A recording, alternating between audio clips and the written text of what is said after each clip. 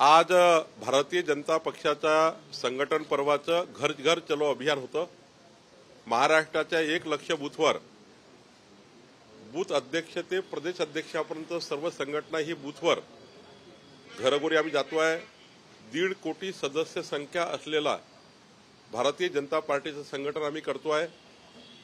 लवकरच बूथ अध्यक्षाच्या निवडी होतील, तालुका अध्यक्षाच्या निवडी होतील, जिल्हाध्यक्षाच्या निवडी होतील आणि मग प्रदेश अध्यक्षाची निवडी होतील। आमचं संघटन पर्व सुरू झालं आहे। मला विश्वास आहे की आजचा जो आमचा घर चलो अभियान आहे, 12 तारखेला आमचं शिर्डीमध्ये अधिवेशन आहे। जनतेने जे आम्हाला मतं दिले 3 कोटी 17 लाख मतदारांनी आणि महाराष्ट्राच्या जनतेने आमचं सरकार आणलं। आम्ही अभिनंदनाचा प्रस्ताव मांडणार आहोत अधिवेशनामध्ये आणि मग 14 तारखेला एक घर घर चलो अभियान आहे, 17 तारखेला घर घर चलो अभियान आहे, 20 तारखेला आमचं अभियान आहे। आम्ही या अभियानातनं 1.5 कोटी सदस्य संख्या असलेला प्रचंड मजबूत असलेला भारतीय जनता पक्षाचं संघटन आम्ही या ठिकाणी करतो आहोत। मला विश्वास आहे की 1.5 कोटी सदस्य संख्या होईल। आज विभागीय आयुक्त पुणे यांच्याकडे या विभागाच्या संपूर्ण प्रलंबित प्रकरणाचा निपटारा लवकरात लवकर करण्याकरता आणि माननीय देवेंद्र फडणवीस सरकारने, आमच्या सरकारने, देवेंद्रजीच्या सरकारने जे 100 दिवसांचं आमचं जे कामकाज आहे या सरकारचं ते प्रभावीशील, गतिशील, पारदर्शी कसं होईल याकरता प्रत्येक विभागाला जो अजेंडा दिला आहे त्या अजेंड्यावरही आमची पुणे विभागाची बैठक आहे। या बैठकीनंतर मी जमाबंदी आयुक्ताकडे जाणार आहे। IGR मुद्रांक आमचे जे कमिशनर आहे IGR कडे मी जाणार आहे। त्यामुळे शेती विकास महामंडळाचा मी आढावा घेणार आहे आणि साऱ्या जिल्हाधिकाऱ्यांना मी सांगणार आहे की पारदर्शीपणे आणि गतिशीलपणे महाराष्ट्राला पुढे नेण्याकरता महाराष्ट्र शासनाने जो अजेंडा आपल्याला दिला आहे तो अजेंडा त्या ठिकाणी महसुली अजेंडा तो आपल्याला पुढे न्यायचा आहे आणि विकसित महाराष्ट्राच्या संकल्पाला आम्हाला त्या ठिकाणी पूर्ण करायचा आहे। मी आज 2 तास पूर्ण वेळ पुणे विभागाचे जे तक्रारी असतील किंवा त्यांचा काही महसूल मंत्र्याशी काम असेल किंवा माझ्याकडे काही त्यांचं प्रलंबित असेल मंत्रालयामध्ये तर मी त्यांच्याशी भेटणार आहे। 2 तास मी नागरिकांना दिला आहे। कुठलाही व्यक्ती मला भेटू शकतो असे मी या ठिकाणी 2 तास शिल्लक ठेवले आहे। सर आघाडी सरकारच्या काळात ज्या ज्या मंत्र्यांवर आरोप झाले, भ्रष्टाचार असेल किंवा अन्य आरोप असेल, त्यांनी नैतिक जबाबदारी स्वीकारत त्यांनी त्यावेळेस राजीनामा दिला होता मंत्रिपदाचा आणि बाजूला झाले होते। पण आजची जी परिस्थिती बघितली, बीडच्या सरपंचाच्या हत्ये प्रकरणात धनंजय मुंडेंवर जर आरोप होत असेल तर नैतिक जबाबदारी म्हणून त्यांनी बाजूला होणं योग्य आहे का किंवा काय? नाही, मला असं वाटतं की वस्तुस्थितीवर गेलं पाहिजे। आज धनंजय मुंडेजी ह्या कुठल्याही त्या प्रकरणामध्ये डायरेक्टली किंवा इनडायरेक्टली कुठल्याही तपासामध्ये येत नाहीये। ज्या दिवशी तपासामध्ये येतील त्या दिवशी माननीय मुख्यमंत्र्यांनी आणि आमच्या सरकारने सांगितलं की कोणाला आम्ही सोडणार नाही आणि ज्या ज्या पद्धतीने माननीय देवेंद्रजींनी बीड या प्रकरणाचा तपास सुरू केला आहे आणि तपासाला अंतिम करण्याकरता शेवटी तपास इतका मजबूत असला पाहिजे की आरोपी हा कोर्टात सुटू नये याकरता जी बाब करायला पाहिजे ती सरकार करत आहे आणि मला वाटतं की योग्य तपास सुरू आहे। ज्या दिवशी तपासात वाटलं मंत्री दोषी आहे, मंत्री राजीनामे देतील, पण कुणी राजीनामा मागते आहे, कुणाला त्या ठिकाणी आपला आकस काढायचा आहे या आधारावर नको। कुठलाही याच केस नाही, बीडची केस नाही, तर महाराष्ट्रात कुठलीही जर प्रकरण झालं तर डायरेक्ट मंत्र्यावर आरोप करण्यापेक्षा वस्तुस्थितीवर गेलं पाहिजे। मंत्री इन्व्हॉल्व असेल तर राजीनामा देतील। अजित पवार तुम्हाला भेटले का दसच्या संदर्भात ज्या पद्धतीने तुमच्याच पक्षातील आमदार त्यांच्यावर आरोप करतात? मी स्वतः सुरेश धस साहेबांशी भेटलो, उद्या मी भेटणार आहे आणि नेमकं या प्रकरणाचं राजकारण झालं आमच्याकडून की कोणाकडूनही तर तपासाला वेगळं वळण येतं। आपली विरोधी पार्टीची आणि आमच्या पक्षाची सर्वांची जबाबदारी काय आहे, या प्रकरणाला सर्वांचा त्या ठिकाणी मोठो काय, या प्रकरणामध्ये जो आरोपी आहे त्या आरोपीला अंतिम शासन होतपर्यंत आपण एकजूटपणे काम केलं पाहिजे। सरकार आणि विरोधी पक्ष म्हणून या प्रकरणात पाहण्याची गरज आहे, या प्रकरणाचं राजकारण करण्याची गरज नाही असं मला वाटतं। राजकारण होतंय असं वाटत नाही का? राजकारण होतंय असं वाटतं? या प्रकरणामध्ये मला कुणावर आरोप करायचा नाहीये, पण अशा आपल्या वेगवेगळ्या भूमिकेमुळं आरोपी हे थोडेसे तपासतात किंतु परंतु राहिला तर आरोपीला ते सरळ मदत होईल आणि त्यामुळं आरोपीला त्या ठिकाणी अंतिम शासन करण्याकरता आपण सर्वांनी म्हणून काम केलं पाहिजे. मीडिया असो, प्रशासन असो किंवा जनता असो किंवा आमचे पक्ष असो. त्यामुळे या प्रकरणाला आता राजकीय वळण जाऊ नये, या प्रकरणाला सामाजिक वळण जाऊ नये, या प्रकरणाला या केसमध्ये गंभीर गुन्हे जे झाले आहेत दाखल, जे आरोपी आहेत त्यांना अंतिम शिक्षा भेटण्याकरता काम करायचं आहे. विधानसभेच्या तोंडावर अनेक भाजपला अनेक लोक सोडून गेली होती, ते पुन्हा एकदा परतीच्या विचारावर आहेत. तसे लोकांनी संपर्क साधलाय का? संजय काका पाटील असतील, हर्षवर्धन पाटील असतील, संपर्कात आहेत तुमच्या?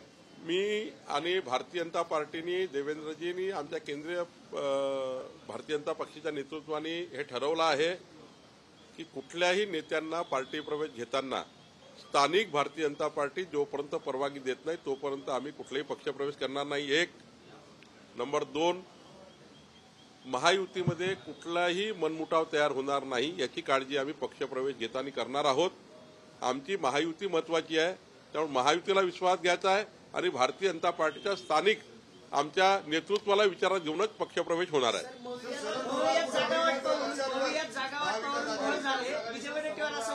शरद पवारांनी नाराजगी व्यक्त केली आहे. कुणावर? मित्र पक्षांवर त्यांच्या शिवसेना आणि काँग्रेसवर नाराजगी व्यक्त केली. पुढे जो समन्वय त्यांच्यामध्ये नाहीये.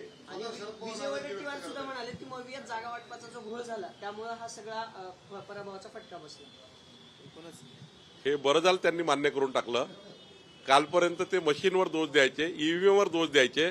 आता वस्तुस्थितीवर आले आहे. त्यांनी आता थोडा अभ्यास केला दिसतो. अजून त्यांना अभ्यास करायची गरज आहे आणि त्यांनी अभ्यास करून काय चुकलं याचं आकलन जर योग्य केलं तर तुमची गाडी पटरीवर येऊ शकते. जसं लोकसभेच्या निवडणुकीमध्ये आमचा ऍक्सिडेंट झाला. आम्ही काही चुका केल्या होत्या, त्या चुका आम्ही दुरुस्त केल्या.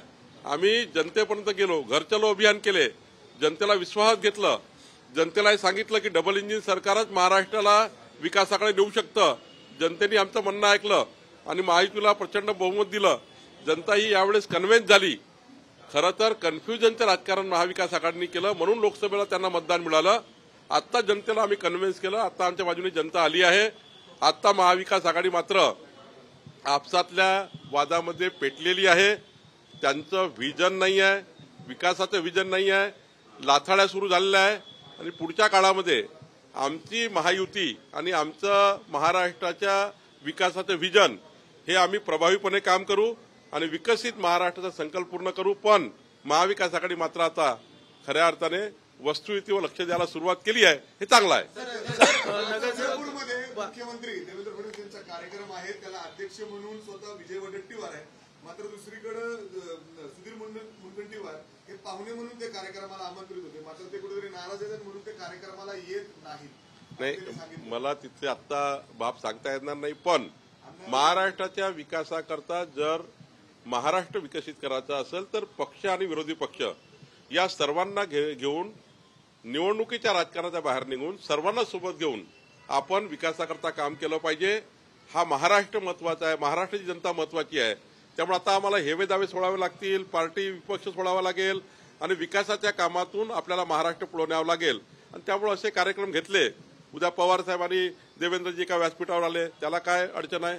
उद्या उद्धव ठाकरे आणि कोणी आपले देवेंद्रजी एका व्यासपीठावर आले. विकासाच्या व्यासपीठावर कुठलाही प्रॉब्लेम नाही. राजकारणाचे आमचे अड्डे वेगळे आहे, राजकारणाचे आमचे व्यासपीठ वेगळे आहे, पक्षाचे व्यासपीठ वेगळे आहे. पण महाराष्ट्राच्या विकासाकरता सर्वांनी एकत्र आलं पाहिजे. नाही, सुधीर भाऊ, तुम्हाला काही चुकीची माहिती मिळाली असेल. सुधीर भाऊ नक्की येतील आणि सुधीर भाऊचे नेते आहेत.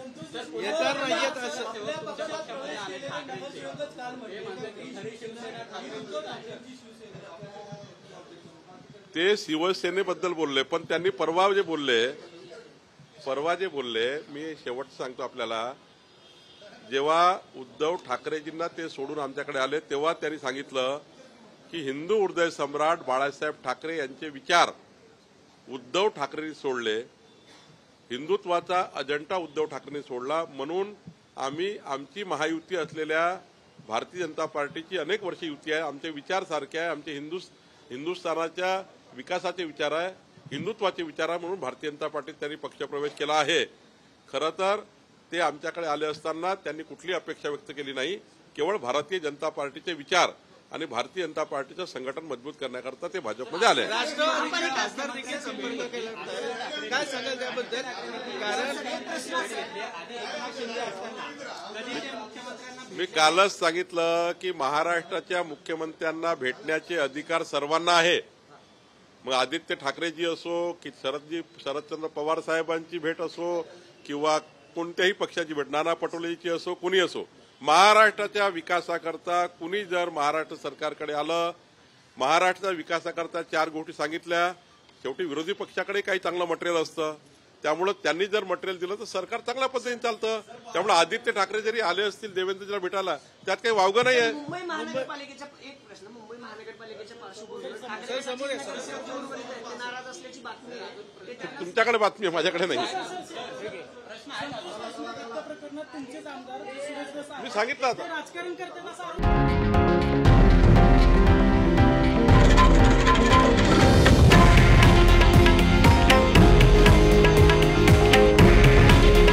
हे आहे देशातील नंबर 1 न्यूज नेटवर्क आणि आपण पाहत आहात TV9 मराठी. काळजी तुमची, हित महाराष्ट्राचं.